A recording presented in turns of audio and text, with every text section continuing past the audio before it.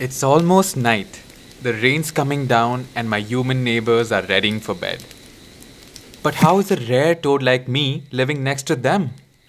Well, you are about to find out. Now, it's time for dinner. You can come too. Quick intro. I am a toad. We're a bit of an after hours type personality. A rock toad, aka Gunther's toad, aka Malabar toad.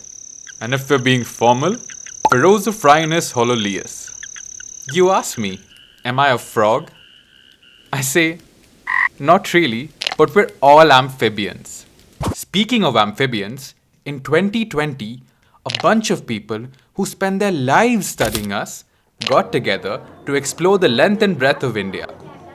They found that a larger number of amphibians were found outside national parks and sanctuaries. Like right now, I'm sitting in this natural pool in a rock on a farm in Andhra Pradesh. For us, home is where the rock is. We are only found in the rocky outcrops of the Deccan plateau and the Eastern Ghats. Ha, I love this view. Want to know how farmers and us often meet? They work in the field during the day and guard the crops at night.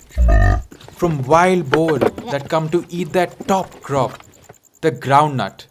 Since the boulders on which our pools are located are large, the farmers sit on them for a vantage view of approaching boars. And that's how we get to know each other better. Humans and toads share this space, like an interspecies flatmate situation. They call us Gronde Kappa because of how our croak sounds to them. We mainly meet men since they keep watch at night. They grew curious and started to watch our behavior.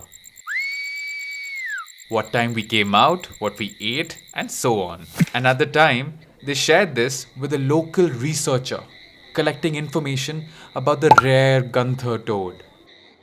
Not much seems to be known about us, and we are good at camouflage too. Makes us more interesting, right? Now here's where it gets endearing.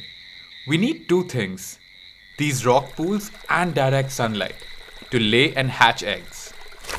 A lot of the land around is worked on by tractors and other machinery. Our rocks come in their way. But in some villages, farmers don't use any heavy machinery.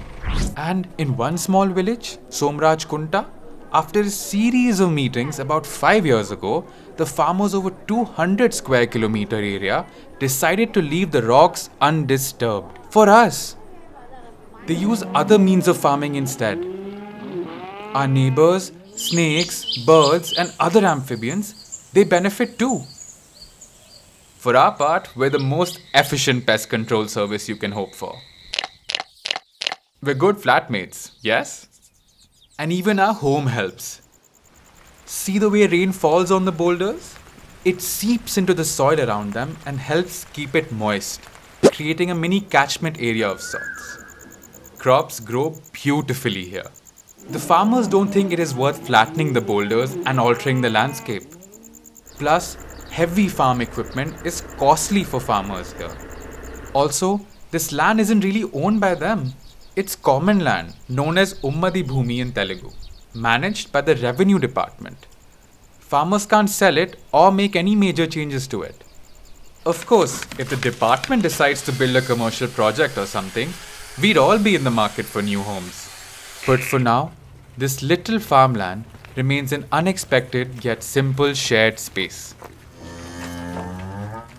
And the farmers, unassuming conservationists. Okay, the night's here, and the insects aren't going to eat themselves. Let's go.